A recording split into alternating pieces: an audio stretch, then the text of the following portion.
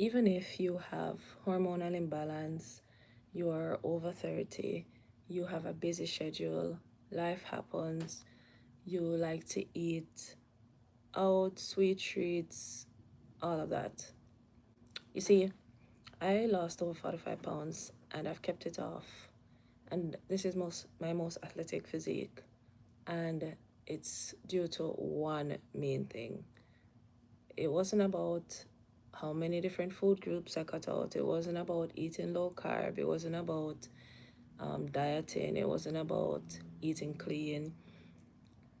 It wasn't about running. It wasn't about exercising more. It wasn't about any of that.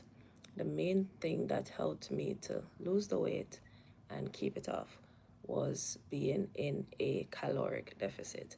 And I know you're going to say calories don't matter, but calories do matter. They're probably the most important things because your body, unfortunately, when it comes to your weight, doesn't care about where the calories are coming from. It cares about the amount of calories because if you are having more calories than your body needs and can burn, you will gain weight.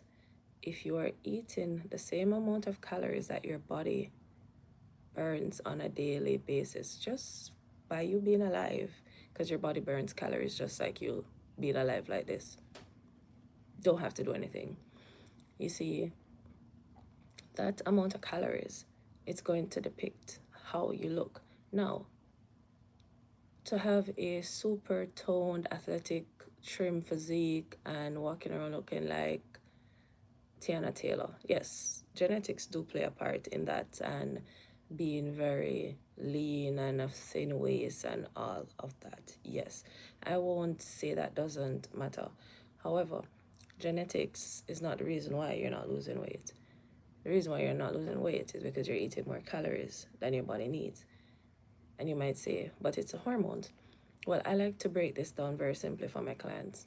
You see, your hormones are a part of the picture, but they're not the whole picture because you need to go back to look at what you're doing to support your hormones. Are you eating enough calories to support your metabolism and your hormones? Are you eating the right micro and macronutrients to support your hormones and your metabolism? Are you eating in the right portions so that you're not hungry all the time or tired or fatigued?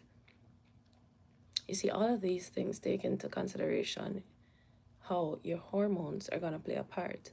But ultimately, your hormones might cause you to feel more hungry, be more tired, maybe not lose fat as quickly, but it doesn't stop you from losing weight. You see, if you maintain a calorie deficit, now you have to work with your hormones versus against it, meaning you have to eat enough protein, you have to have a balance of healthy fats to support your hormones and metabolism, enough protein to actually build muscle, have a workout that is going to stimulate muscle growth and not burn you out or stress out your thyroid hormones. You must be recovering properly. You must be balancing your blood sugar levels, so having enough fiber, pairing your meals with complex carbs plus protein.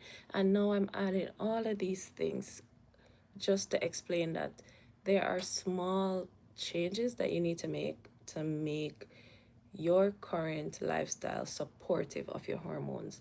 So you say cortisol. Well, what are you doing to manage your cortisol levels? How are you trying to reduce your cortisol levels right now?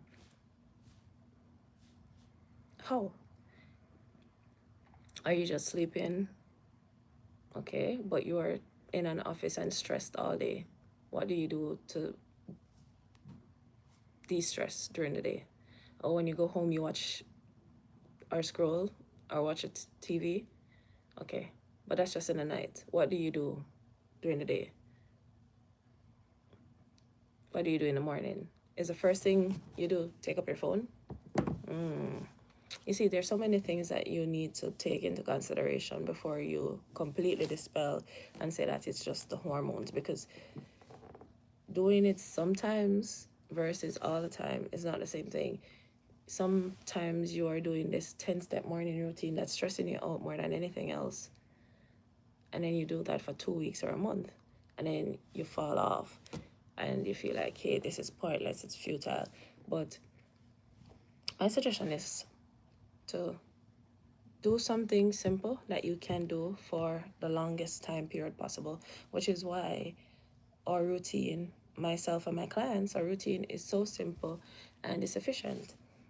Our workouts, 3 to 4 workouts, we lift to failure.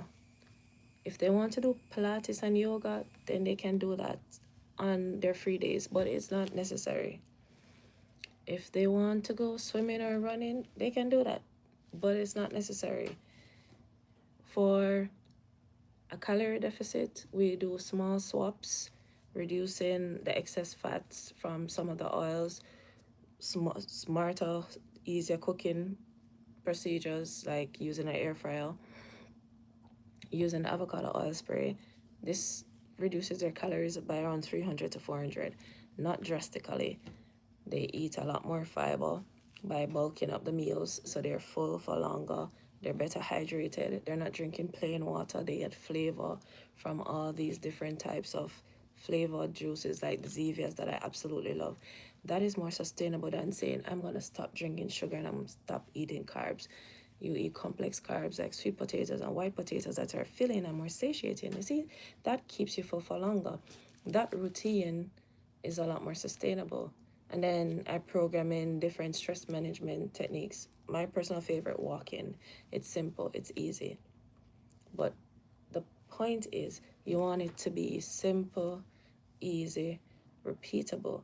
The 10-step, 15 different workouts, the hit, everything that you can't maintain is the reason why when you have one bad week, it turns into one bad month, and then 3 months, and you're just on and off, versus being consistent and following through and hitting your workouts, hitting your nutrition, because you're trying to cut out and do these random weird stuff that sounds good. And that's the reason why it feels so hard. But if you break it down into what do I need to do to lose weight and keep it off, still have a life, enjoy time with my family, travel, see the world, go to my kids' play or whatever it is, go to the movies, then you'd realize that all of these low carb, no carb, keto,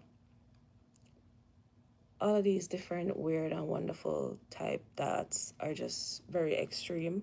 And it's the extremeness of it that has made it so futile and difficult to stick with.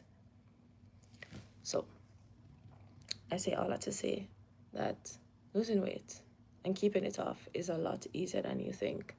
Now, if you want to look like Tiana Taylor or look like a bodybuilder, now we're running into some problems because that needs a whole different programming. But losing 30 to 50 pounds, keeping it off, and looking like pretty decent in a bikini is quite doable. And I believe that every professional woman can do that. You're running a business, you're running an office, you are out and about taking care of your family and working super hard jobs. You are more than capable. You just don't have the right plan. And if you're ready for the right plan, send me a DM, we'll talk about it, or comment and I'll respond. Thank you for watching. Have yourself a great day. Bye.